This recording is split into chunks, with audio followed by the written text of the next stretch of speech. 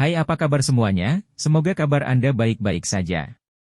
Terima kasih karena sudah memberikan support dan juga kesetiaan Anda untuk membangun channel Codot Film. Yuk kita lanjutkan alur ceritanya, sambil siapin kopi dan cemilan, setting suara volume full.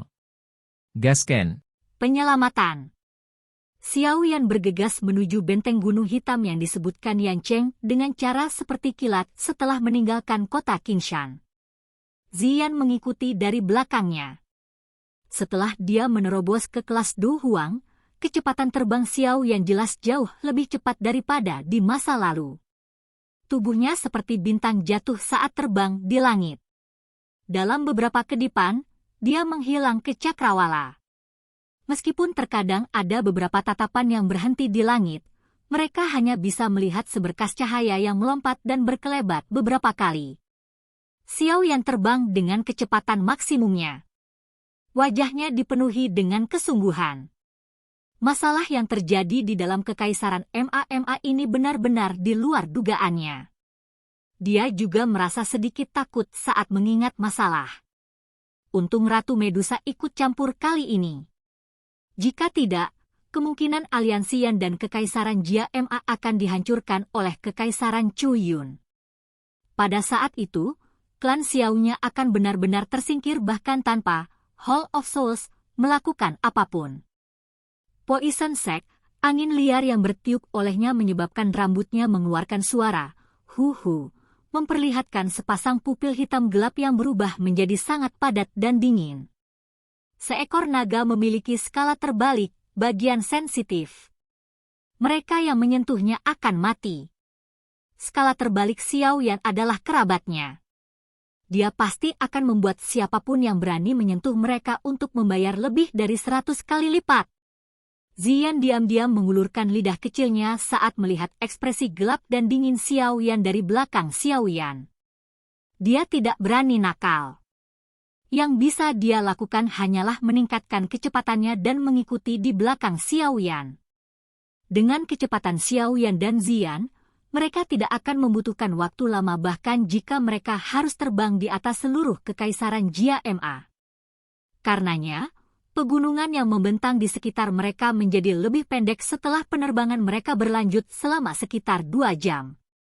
Tanah datar yang sangat besar yang tertutup pasir kuning mulai terlihat di depan mata mereka.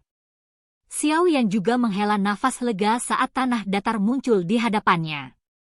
Dia jelas tahu bahwa karena dia berada di dekat wilayah tanah datar, itu menunjukkan bahwa dia tidak terlalu jauh dari benteng gunung hitam yang disebutkan Yan Cheng. Selama penerbangan cepat yang sepertinya merupakan upaya untuk mengejar bulan dan bintang, Xiao Yan melihat cukup banyak aliran manusia yang melarikan diri. Jelas, banyak orang memiliki sikap pesimis terhadap situasi saat ini di Kekaisaran Jia MA. Bagaimanapun, aliansi antara 3 kerajaan besar benar-benar terlalu kuat. Jelas sulit bagi aliansi Yan tanpa pemimpinnya dan Ratu Medusa untuk menanggung beban ini. Hati Xiao Yan juga menjadi lebih suram saat dia mengamati kepanikan di wajah orang-orang yang melarikan diri. Ini adalah pertama kalinya dalam beberapa tahun dia melihat pemandangan seperti itu di dalam Kekaisaran Jia MA. Pencipta ini adalah aliansi dari 3 kerajaan besar. Mata Xiao Yan menyipit. Kilatan gelap dan dingin melintas di atas mereka. Dia mengepalkan tinjunya dengan erat dan sayap api di punggungnya mengepak. Kecepatan terbangnya tiba-tiba melonjak. Hampir tidak ada orang di tanah datar yang luas, menyebabkannya tampak sangat sunyi. Tiba-tiba, suara angin kencang muncul di langit. 2 sinar cahaya tiba-tiba melintas dan dilewati. Kedua sinar cahaya itu baru saja muncul ketika mereka tiba-tiba bergetar. Sosok besar dan kecil terungkap di langit. Apa itu? Ziyan bertanya dengan ragu saat dia melihat Xiao Yan tiba-tiba berhenti. Apakah orang ini tidak terburu-buru untuk buru-buru menempuh jarak yang jauh lebih awal? Ada 3 aura yang cukup kuat di sana. Namun, orang di depan jelas melarikan diri. Kedua aura yang mengikuti di belakang jelas berniat untuk mengejar orang pertama. Xiao Yan sedikit mengernyitkan alisnya. Matanya melihat ke arah utara dataran. Dia ragu-ragu sejenak sebelum persepsi spiritualnya menyebar seperti air banjir dari antara alisnya. Dalam sekejap, dia telah menyerap situasi yang jauh ke dalam kepalanya. Seorang ahli dari ras orang ular ya? Persepsi spiritual Xiao Yan dengan cepat menyusut kembali. Dia sudah melihat dengan jelas bahwa orang yang melarikan diri di depan adalah ahli Do Wang dari ras ular orang. Dua orang di belakang adalah dua ahli dari beberapa kerajaan yang tidak dikenal. Namun, jelas sekali bahwa mereka bukan dari Kekaisaran Majia. Selain itu, hal yang membuat Xiao Yan sangat terkejut adalah bahwa ahli dari ras ular orang yang melarikan diri sebenarnya adalah seseorang yang dia kenal. Ekspresi aneh melintas di wajah Xiao Yan saat dia mengingat masalah itu dari saat itu. Tubuhnya langsung bergerak dan menembak secara eksplosif ke arah utara. Tidak peduli bagaimana orang mengatakannya, ras orang ular saat ini adalah sekutu Kekaisaran Jia Ma. Selain itu, bahkan jika itu karena Cai Lin, dia harus mengulurkan tangan dan menyelamatkan orang itu. Yu Mei tampak sangat menyedihkan hari ini. Ini adalah pertama kalinya dia melarikan diri tanpa tujuan dengan cara apapun yang dia bisa setelah bertahun-tahun. Orang-orang yang memberikan perlakuan menyedihkan padanya adalah dua sosok biru yang mengikuti dari jarak dekat di belakangnya. Dua bajingan sialan ini. Begitu lukaku pulih, aku pasti akan merobek semua daging di tubuhmu dan memberi makan kekasih kecilku itu. Ekor ular Yu Mei menekan tanah dengan cara yang aneh. Setiap kali bergerak, tubuhnya tiba-tiba akan melesat ke depan pada jarak tertentu. Saat dia melarikan diri, dia tidak lupa menoleh dan melihat kedua sosok di belakang dengan cara yang kejam sambil mengutuk. Tapi kota Ling Yan sudah jatuh. Kali ini, kemungkinan cukup banyak orang dari 3 sekte akan memasuki kekaisaran. Benar-benar merepotkan. Yu Mei awalnya adalah wali kota Ling Yan. Dengan mengandalkan kekuatan Do Wang bintang 7 miliknya, dia telah berhasil mengalahkan dan memaksa mundur beberapa ahli dari 3 sekte yang telah mencoba mengepung kota beberapa kali. Kali ini, dia kehilangan keberuntungannya. Tidak ada yang menyangka bahwa aliansi 3 sekte benar-benar akan mengirim 3 ahli dari kelas Do Wang ke kota yang ukurannya tidak terlalu besar. Apalagi, ada satu orang yang kekuatannya sebenarnya berada di level bintang 8. Hasil dari 3 ahli Do Wang memimpin pasukan untuk menyerang kota sangat jelas. Yu Mei telah melukai Do Wang pihak lain dengan serius sebelum terluka parah oleh pakar bintang 8 dari pihak lain, Do Wang. Setelah itu, dia hanya bisa meninggalkan kota dan melarikan diri. Namun, untungnya dia telah membeli waktu bagi cukup banyak orang di kota untuk melarikan diri. Oleh karena itu, sebagian besar orang sudah pergi ketika pasukan besar ini memasuki kota Ling Yan. Itu juga karena inilah dia menyebabkan ahli dari pihak lain Do Wang menjadi marah ini. Seorang Do Wang tetap tinggal untuk menjaga kota sementara 2 ahli Do Wang yang tersisa terus mengejarnya tanpa menyerah. Dari kelihatannya, sepertinya mereka berniat untuk tidak menyerah sampai mereka menangkapnya. Tentu saja, mirip dengan penampilan Yu Mei yang menyedihkan, 2 pria paruh baya, yang pakaian birunya menampilkan angsa emas cerah yang dijahit di atasnya, juga menampilkan citra yang cukup buruk. Meskipun Yu Mei terluka parah, kelincahannya yang aneh, Do Qi dari ras ular rakyat menyebabkan mereka berdua mengalami kesulitan untuk mengejarnya. Tidak dapat dihindari bahwa iritasi akan muncul di hati mereka seiring berjalannya waktu. Namun, ketika mereka mengingat bahwa ini adalah perintah yang datang dari atas, mereka hanya bisa menahan kepala mereka dan melanjutkan pengejaran liar. Sialan, begitu aku menangkap wanita itu, aku yang dulu ingin menyiksanya dengan kejam. Kalau tidak, akan sulit untuk menghilangkan kebencian di hatiku. Seorang pria paruh baya berwajah suram menatap tajam ke sosok yang sebagian terlihat tidak jauh di depan.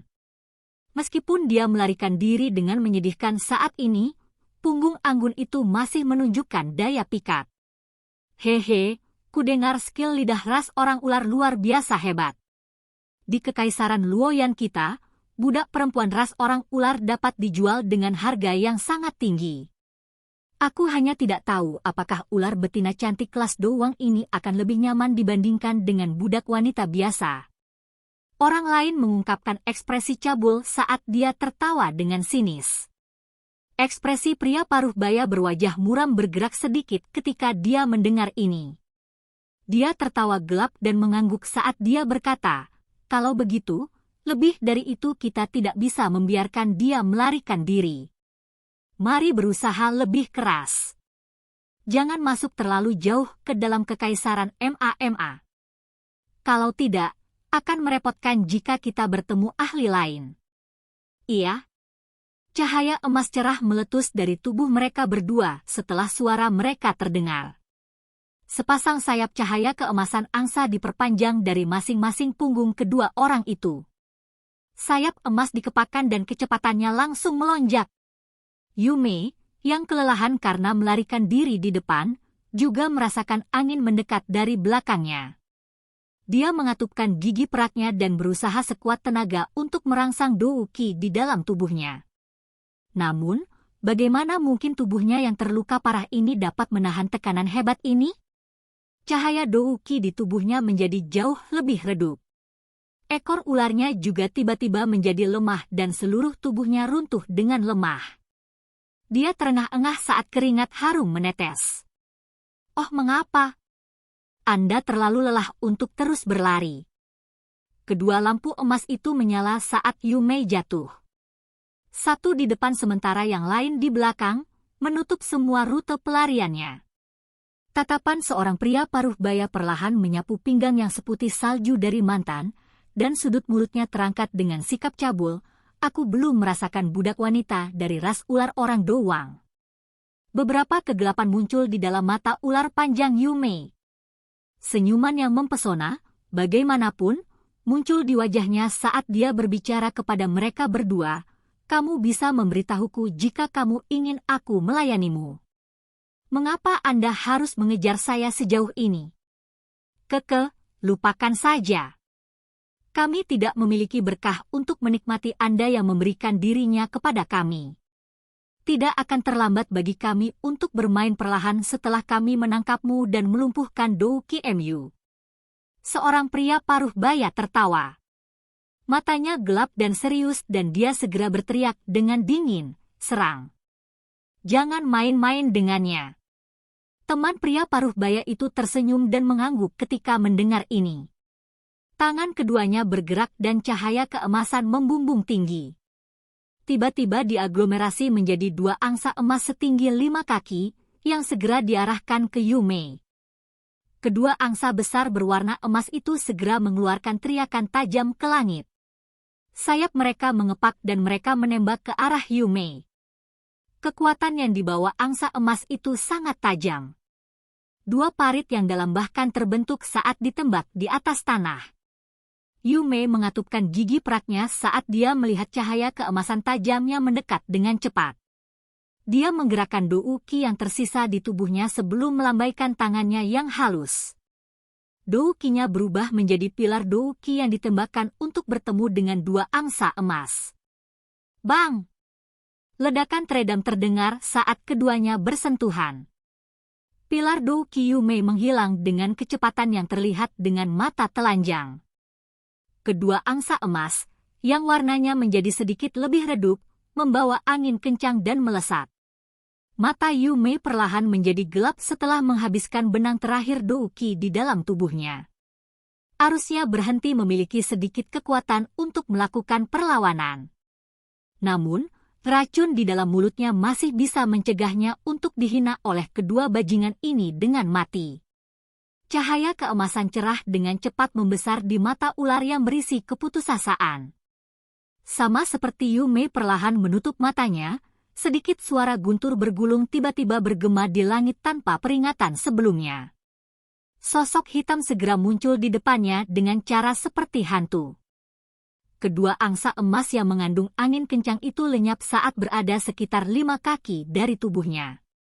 Yu Mei merasa ragu ketika rasa sakit hebat yang dia antisipasi tidak datang. Namun, suara hangat perlahan terdengar di samping telinganya. "Apa kamu baik-baik saja?" Yu Mei terkejut saat mendengar suara itu. Dia tiba-tiba membuka matanya dan wajah muda yang mengandung senyuman segera muncul dalam pandangannya. "Silahkan pergi ke..." Oke guys, jangan lupa like, comment, share, and subscribe di channel Codot Film. See you next video, peace out and bye-bye.